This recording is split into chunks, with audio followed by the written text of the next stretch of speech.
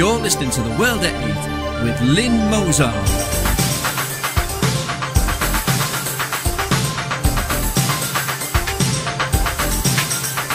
The World at 8, the number one in nationalist news.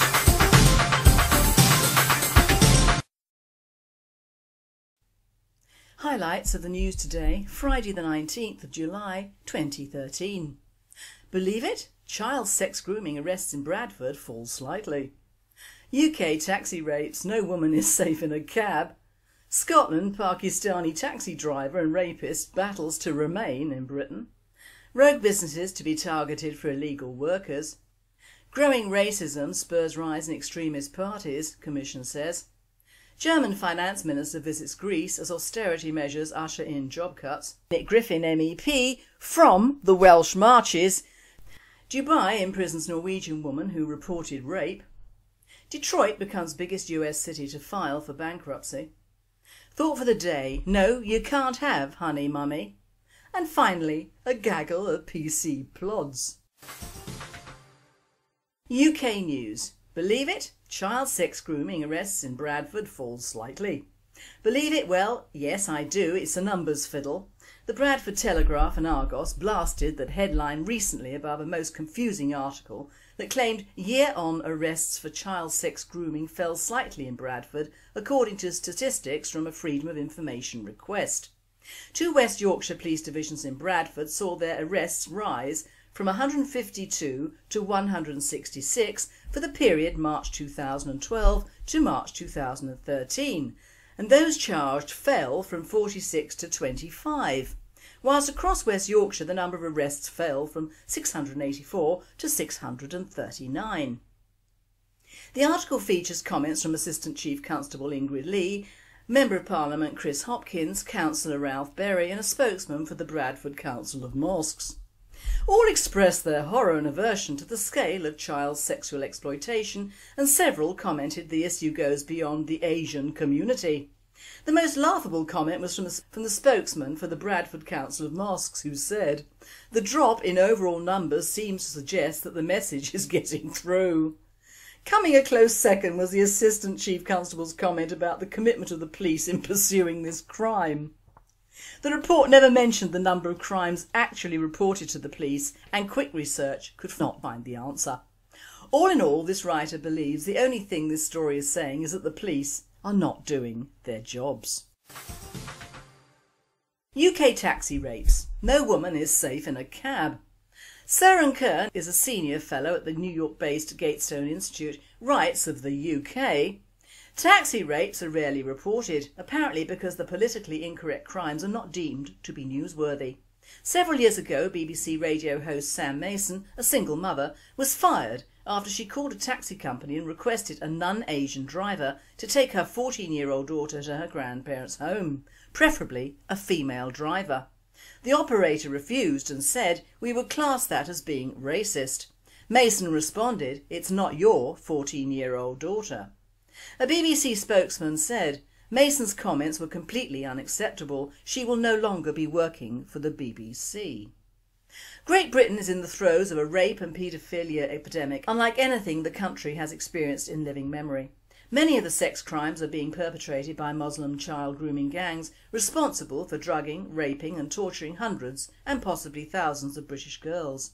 But another wave of sex crimes involves predatory Muslim taxi drivers who are raping female passengers. The number of so-called taxi rapes is snowballing to such an extent that a British judge has issued a warning that no woman can expect to be safe whilst travelling in a cab. Reliable statistics on taxi rapes nationwide are difficult to obtain, and Freedom of Information requests seeking accurate data on cab-related sexual assaults are routinely denied.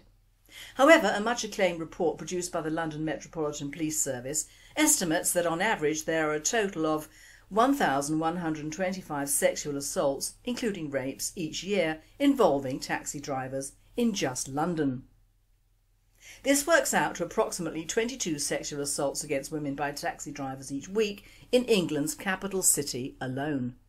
Moreover, according to a report entitled "Ending Violence Against Women and Girls in the UK", published by the Home Office in March 2013, Only around 1 in 10 women who experience serious sexual assault report it to the police. As a result, one can infer that the actual number of taxi rapes across Britain as a whole is far greater than many are willing to admit. Apart from a few high-profile cases, taxi rapes are rarely reported by national newspapers in Britain, apparently because the politically incorrect crimes are not deemed to be newsworthy.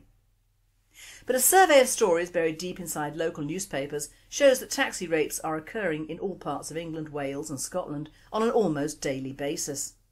Surin goes on to highlight around 30 cases from the local papers that most of the public would never see. World Date states, "Stop importing Muslim rapists and see how the figures fare then." Scotland, Pakistani taxi driver and rapist battles to remain in Britain.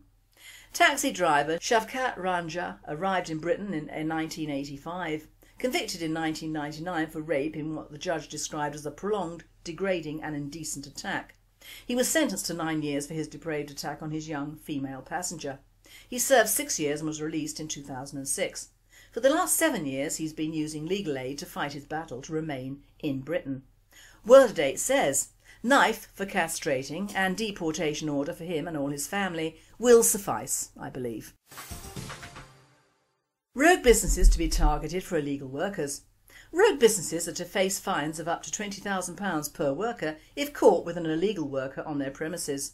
The government also plans to bring in measures to allow recovery of fines from directors and partners of limited liability firms if the businesses fail to pay. The new law to be brought in has made immigration officers happy with the 100% rise in fines.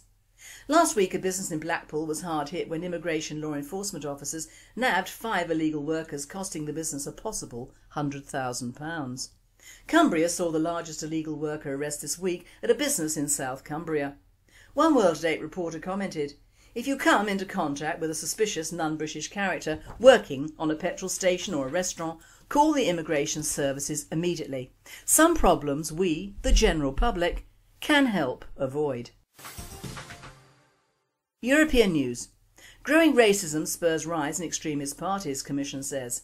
Speaking to reporters in Lithuania's capital Vilnius, EU Home Affairs Commissioner Cecilia Malmström said the EU has never before seen so many far-right parties in elected bodies since the Second World War. In many countries, xenophobia, populism and racism is on the rise, she said, noting such political parties will most likely be sending emissaries to the EU's Brussels-based parliament next year. Some of these parties have existed for a long time in the European Union, some are quite new, some are very close to entering into government, she said. So, creeping racism and xenophobia in Europe may contribute to an upsurge of nationalistic, far-right MEPs following European Parliament elections next May. World Date says wrong. It is the increasing kowtowing of existing governments to their immigrant populations that will see a greater number of nationalists elected next spring. German Finance Minister visits Greece as austerity measures usher in job cuts. German Finance Minister Wolfgang Schäuble visited Athens on Thursday, hours after the Greek Parliament voted through a bill paving the way for thousands of public sector jobs to be cut. The measures that were voted through early Thursday had to be approved in order for Greece to receive the latest €6.8 billion slice of international bailout funds needed to keep the country afloat. The bill scraped through with just 153 lawmakers out of the 293 present in the 300-seat Parliament voting in favour. Under the new legislation, 4,000 civil servants, including teachers, could be out of work this year. Another 25,000 will be on mobility scheme by the end of the year, allowing them 8 months to seek employment in different departments while on the 75% of their salary. A total of 15,000 are expected to be out of work by the end of 2014 to comply with the requirements of Greece's lenders, the International Monetary Fund, European Union and European Central Bank, which are asking for a slimming down of Greece's inflated public sector.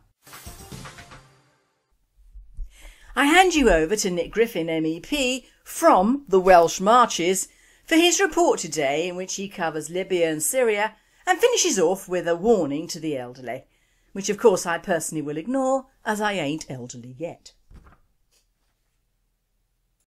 Well, I'm recording this broadcast from the garden. We've broken up for at the end of term now at the European Parliament, so there's nothing from the belly of the beast for a few weeks. We're back at the end of August, but I'll cover other things instead. The last thing in the European Parliament this week, I was there with Clive Jefferson.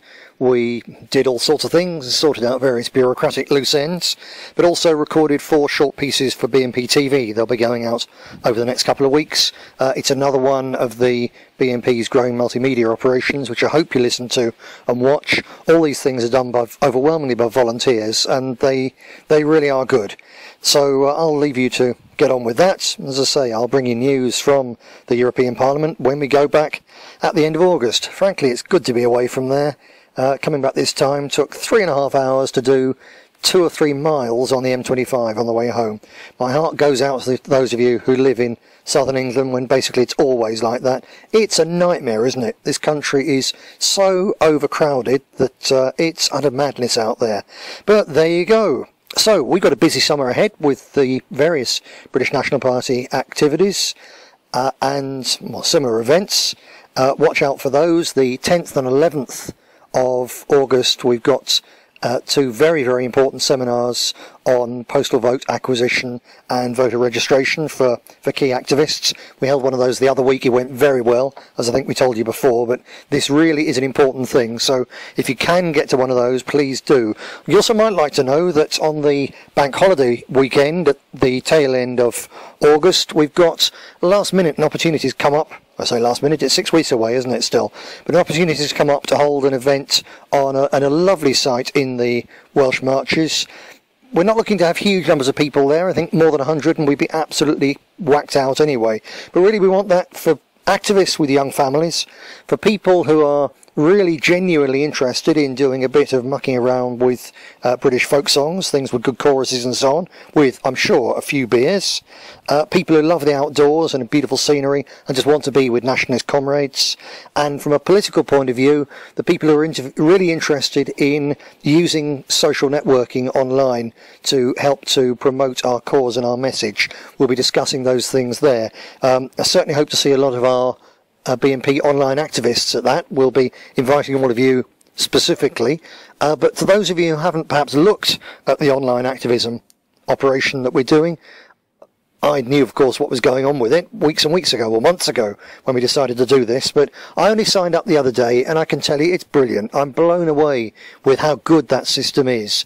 It's really something quite special. So if you're not already registered as an online activist, do have a look. It's free. You can earn prizes. You've got fun.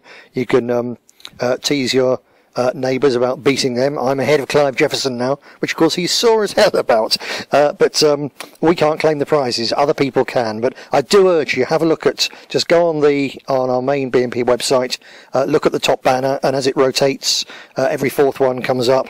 It's online activism, register here. And if I could register that, so can you, because it really is easy. And it's good fun. So, that's going to be our summer. I wonder what Edward Snowden's going to be doing over the summer. Presumably still holed up in Moscow airport, I guess. Now, as nationalists, as British nationalists, we've rather tended to ignore that. I think people have looked at Snowden and thought in terms of him in some way being connected with WikiLeaks, who of course leaked all our membership lists. In fact, of course, he's not at all. He's simply a whistleblower for from the National Security Agency in the USA. And a lot of our people have thought, well, has it got much to do with us?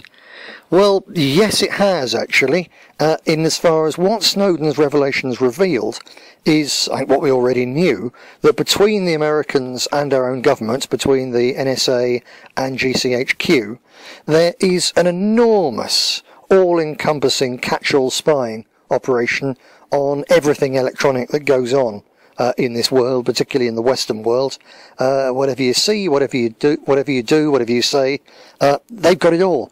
God knows how they manage to process all that data, but the mere fact that they can do it, that they're not spying on terrorists or terrorist suspects, they're spying on everybody. In fact, it's well known in intelligence circles that people like Al-Qaeda terrorists, they encrypt everything.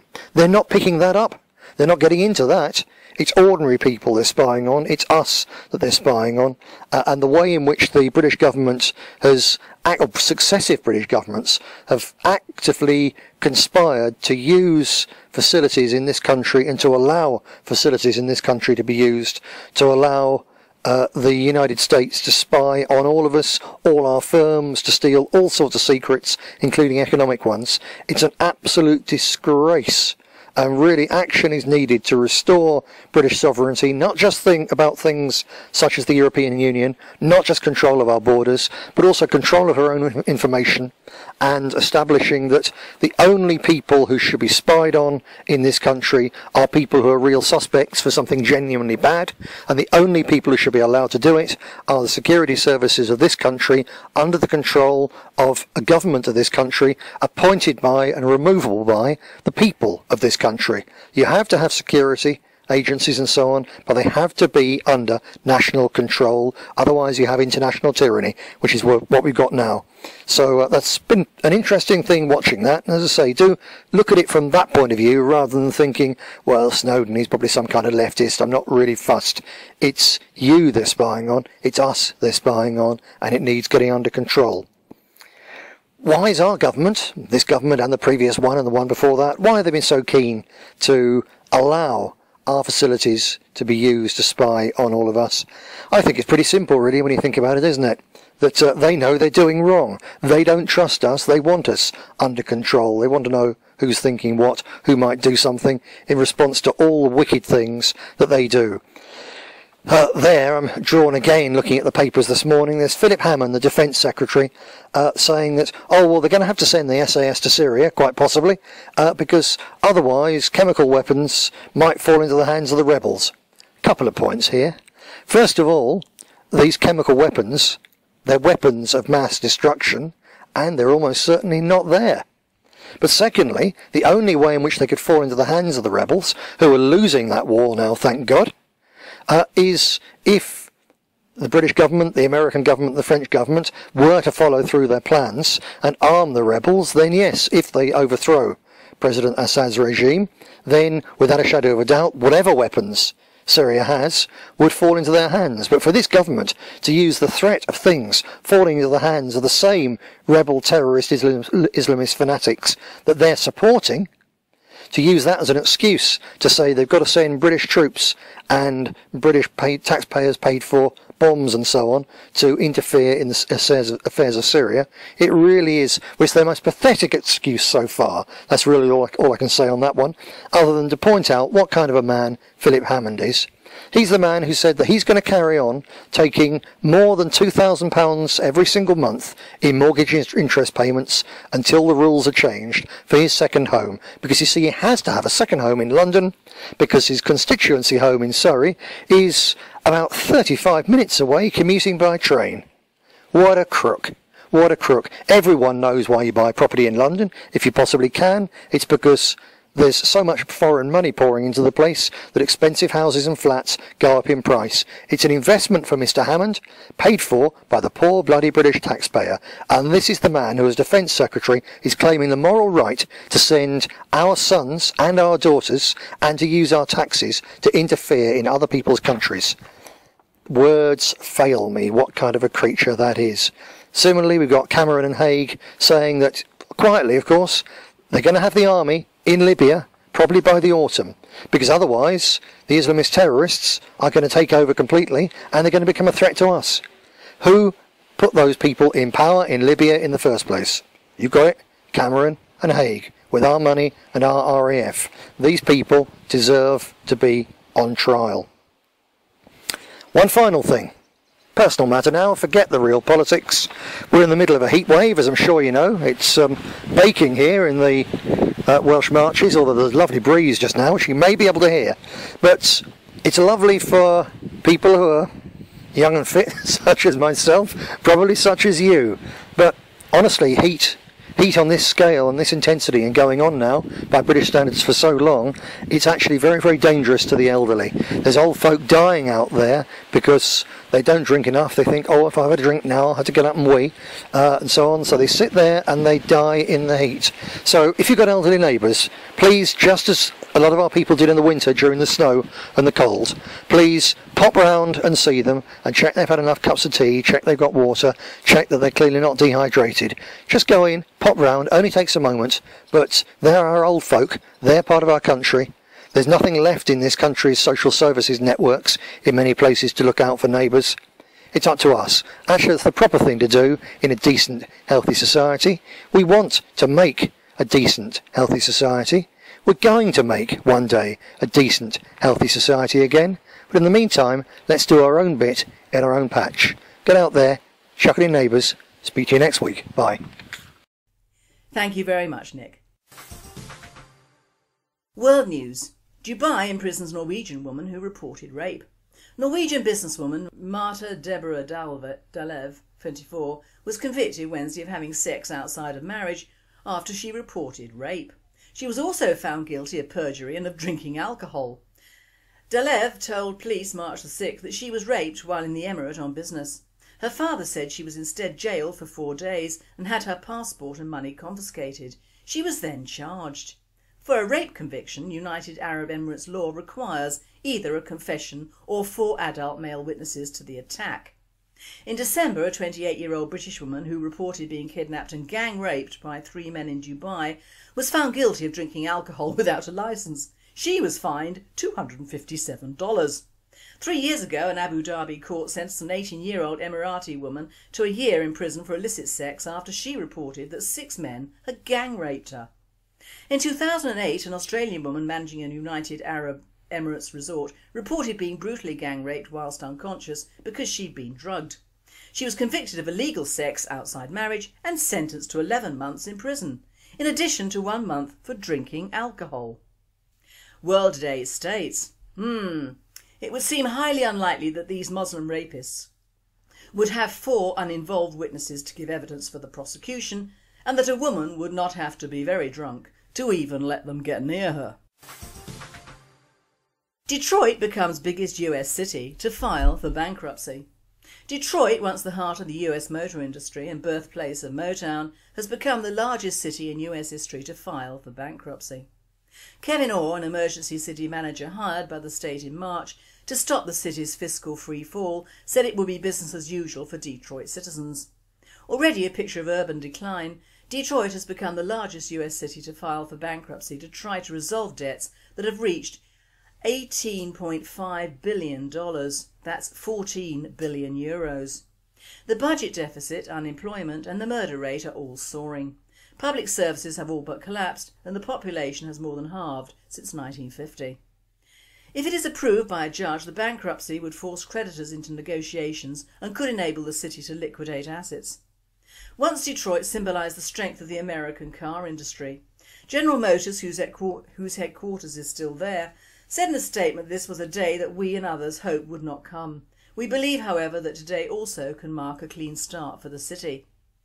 Now, the Governor of Michigan State, Republican Rick Snyder, says Detroit simply can't raise enough revenue to meet its obligations.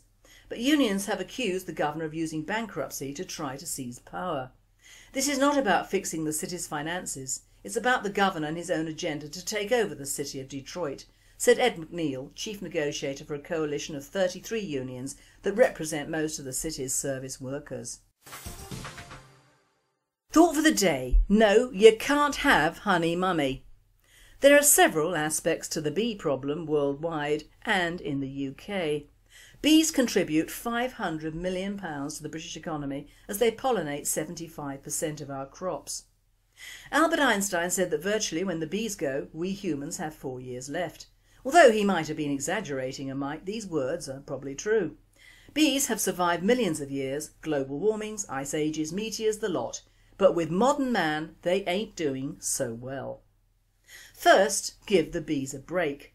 While you may spread a heaping tablespoonful of honey on your morning toast without thinking, creating each drop is no small feat.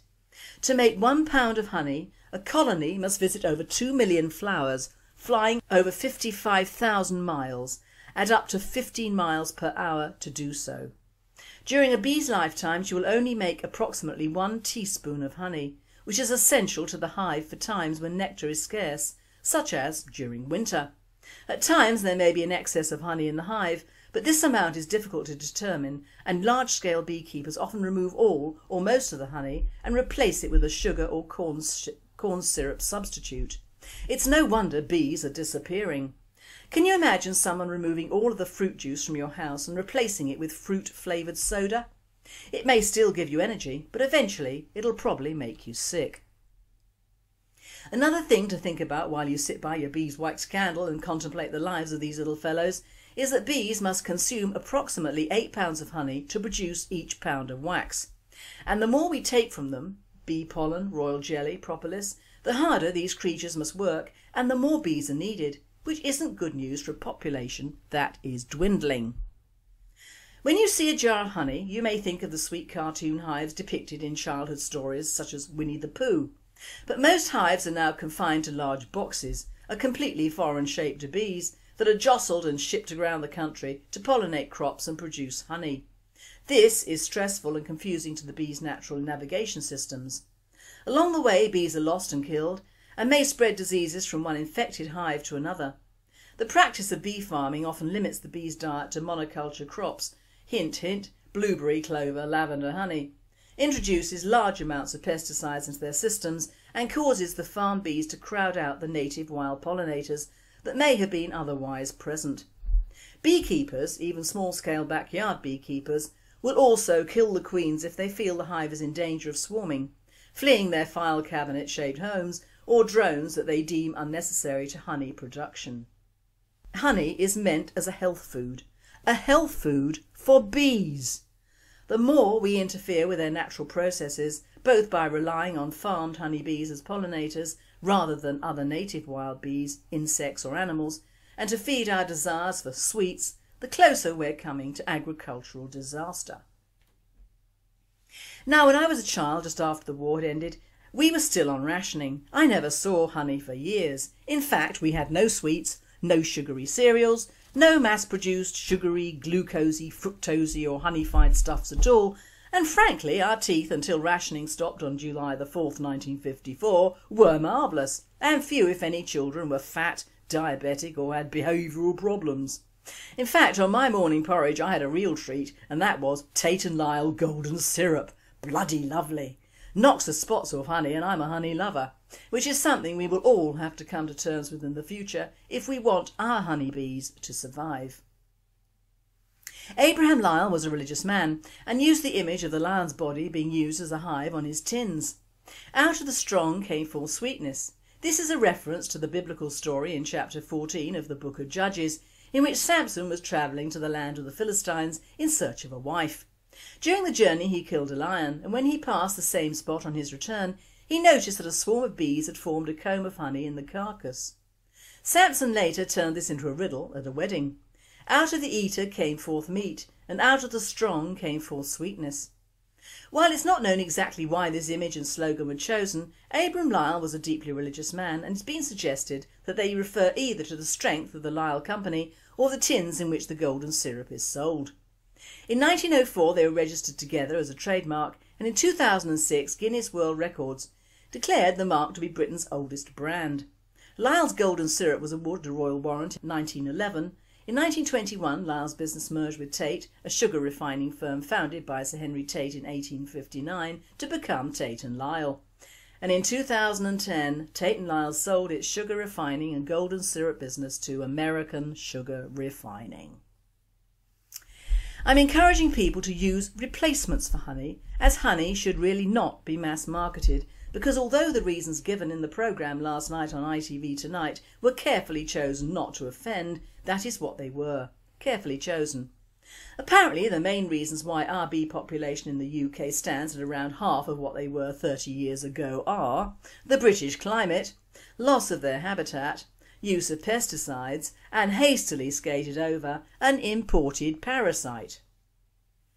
This parasite, Varroa destructus, is a parasitical mite and originates, as many nasties do, in Southeast Asia.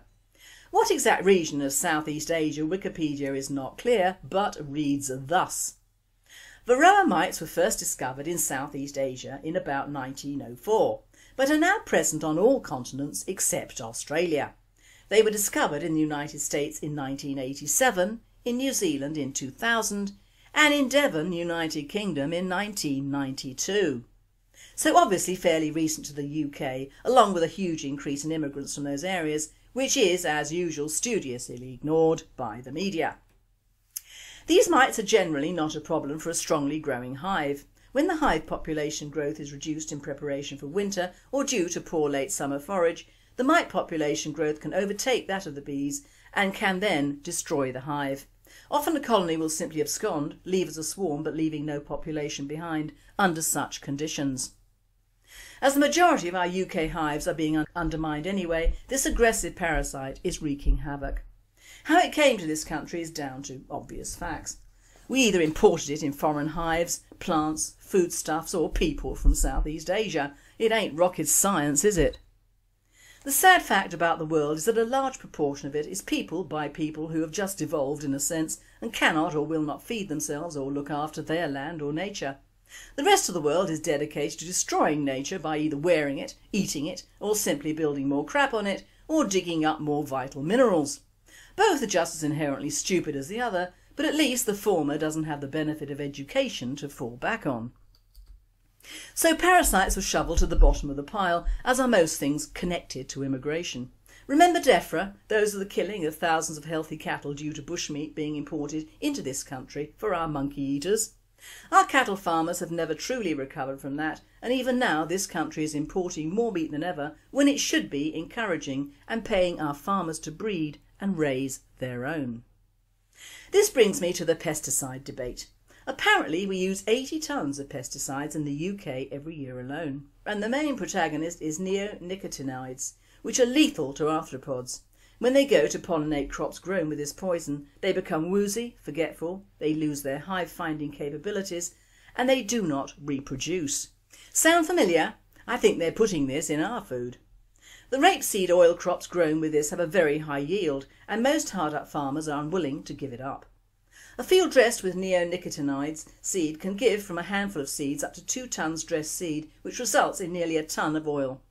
Faced with results like this, and a government or government body who need results and don't pay farmers if they don't get them, the EU ban on neonicotinoids doesn't apply here, as our government voted against the European ban in the EU earlier this year.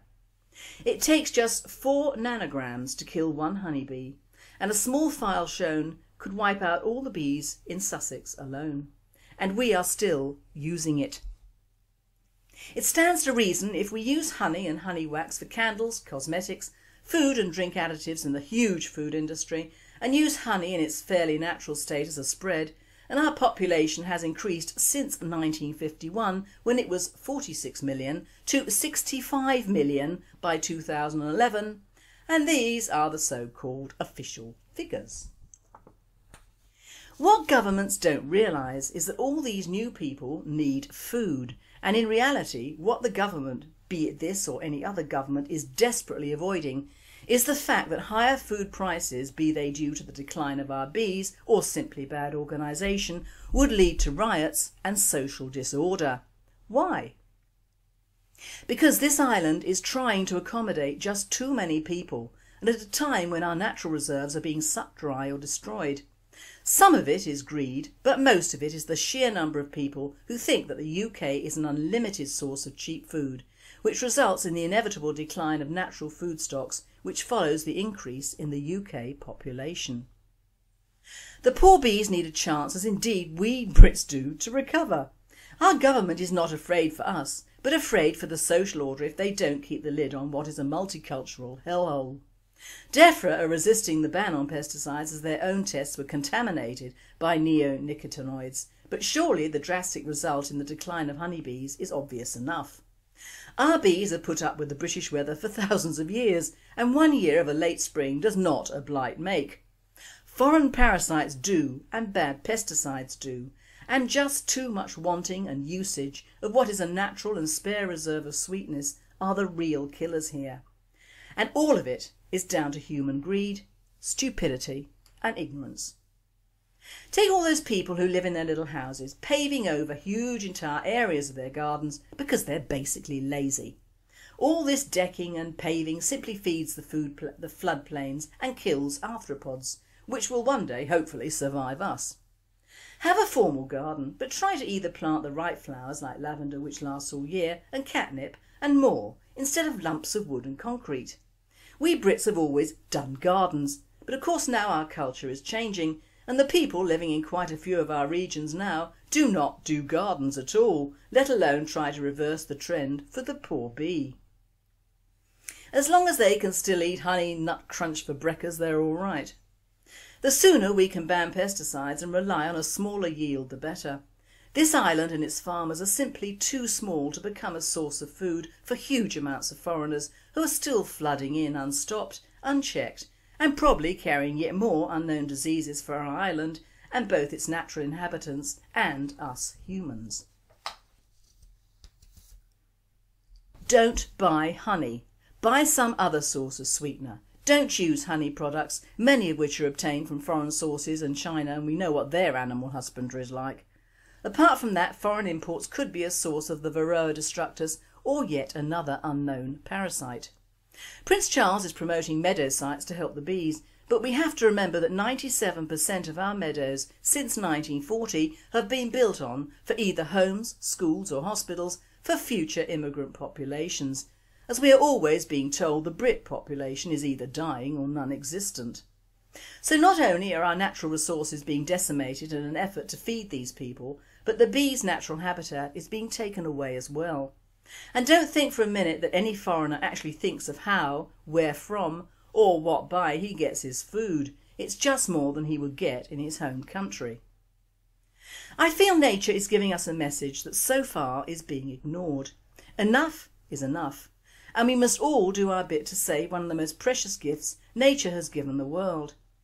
Nationalism is loving your country and what is indigenous to that country, not necessarily what arrives on our shores unwanted and unneeded.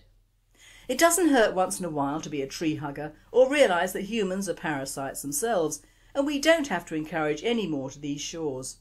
Think bees. And finally, a gaggle of PC plods. Police forces in rural corners of Xinjiang province have been sending geese officers out on patrol since earlier this year, according to a report on the Chinese language website of the state-run People's Daily newspaper. Among all poultry, geese are known for being extremely vigilant and having excellent hearing. Zhang Huangshen, a police chief in Xinjiang's Shaoan country, told the newspaper. The People's Daily said that sharp, keen and brave animals were proving an invaluable tool in Xinjiang's war on crime and were now being actively promoted across the region. Law enforcement agents described the geese as a new highlight of stability maintenance work and said they had proved themselves better than dogs in tackling crime. Geese are very brave. They spread their wings and will attack any strangers entering someone's home, said Mr. Zhang, the local police chief. Authorities in Shaoan County say their goose-stepping recruits have at least brought a measure of security to the troubled region. I don't know, I'm reading this and laughing so much. In June, one gaggle of police geese reportedly managed to snare a man who'd broken into the local police headquarters to take a motorbike. After drugging 2 police dogs and climbing over the wall, the man was about to make his getaway when he came face to face with some 20 feathered gatekeepers. The geese fanned their wings and began shrieking when they saw the stranger. The duty officer woke up and the thief was caught red-handed. Xinjiang is one of China's most volatile regions. In recent years, the province has suffered repeated outbreaks of inter-ethnic violence between the Han Chinese and Uyghurs, a mostly Muslim Turkic-speaking group who make up nearly half of the province's 22 million population.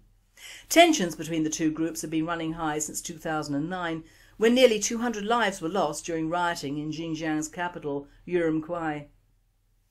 This presenter says, the geese PC sound lovely, but when dealing with Turkic Muslims, dogs are best, and the fiercer the better. You've been listening to The World at 8. I am Lynn Mozart, and I and the team at World at 8 and Radio Britain wish you all a very happy, cool and safe weekend.